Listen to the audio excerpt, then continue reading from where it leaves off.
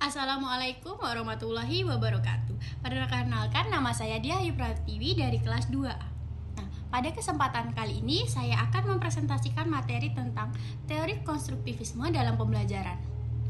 Pengantar teori konstruktivisme merupakan salah satu teori belajar yang menekankan bahwa siswa tidak hanya menerima informasi dari guru, tetapi secara aktif membangun pengetahuan mereka sendiri. Dalam teori ini, siswa menjadi subjek utama dalam proses pembelajaran, sedangkan guru berperan sebagai pembimbing atau fasilitator. Kemudian ada pengertian konstruktivisme. Konstruktivisme adalah teori belajar yang menekankan peran aktif siswa dalam membangun pengetahuan secara mandiri. Pengetahuan tidak diperoleh begitu saja, tetapi dibentuk melalui pengalaman nyata dan interaksi dengan lingkungan sekitar. Dalam pandangan konstruktivisme, belajar merupakan proses membangun makna.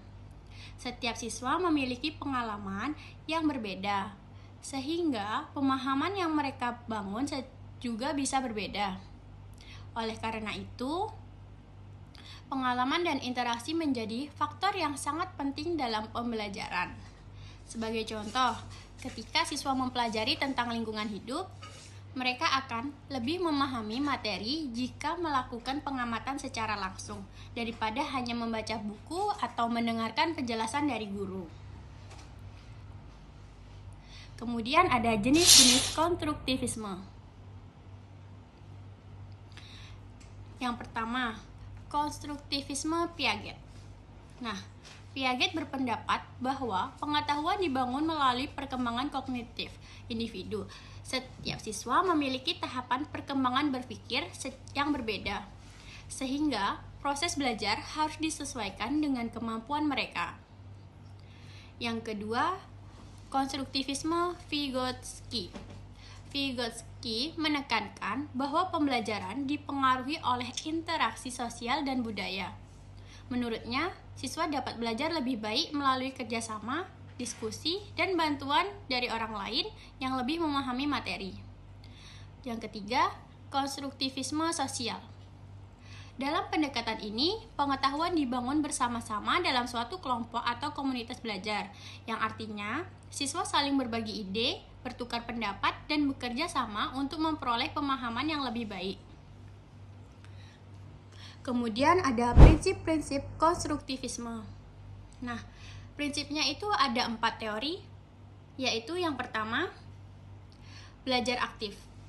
Siswa harus terlibat secara langsung dalam proses pembelajaran melalui kegiatan mengamati, bertanya, mencoba, dan menemukan. Kemudian yang kedua adalah pengalaman sebelumnya. Pengetahuan baru dibangun berdasarkan pengalaman dan pemahaman yang telah dimiliki sebelumnya. Oleh karena itu, pengalaman belajar siswa sangat memengaruhi proses pembelajaran.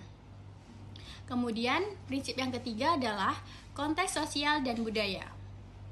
Belajar tidak terjadi secara terpisah dari lingkungan. Interaksi dengan teman, keluarga, dan masyarakat dapat membantu siswa memahami suatu konsep. Kemudian prinsip yang keempat adalah guru sebagai fasilitator. Guru tidak lagi menjadi pusat pembelajaran, melainkan berperan dalam membimbing, motivasi, dan menyediakan pengalaman belajar yang bermakna bagi siswa. Kemudian ada kesimpulan. Sebagai kesimpulan, teori konstruktivisme menekankan bahwa siswa adalah pihak yang aktif dalam membangun pemahamannya sendiri. Pengalaman, interaksi sosial, dan lingkungan sebagai memiliki peran yang sangat penting dalam proses belajar. Selain itu, pembelajaran akan menjadi lebih efektif ketika guru berperan sebagai fasilitator yang membantu siswa menemukan dan mengembangkan pengetahuan mereka sendiri. Dengan demikian, siswa tidak hanya menghafal materi, tetapi benar-benar memahami makna dari apa yang dipelajari.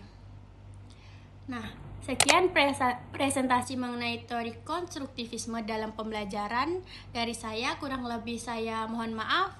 Saya ucapkan terima kasih atas perhatiannya. Wassalamualaikum warahmatullahi wabarakatuh.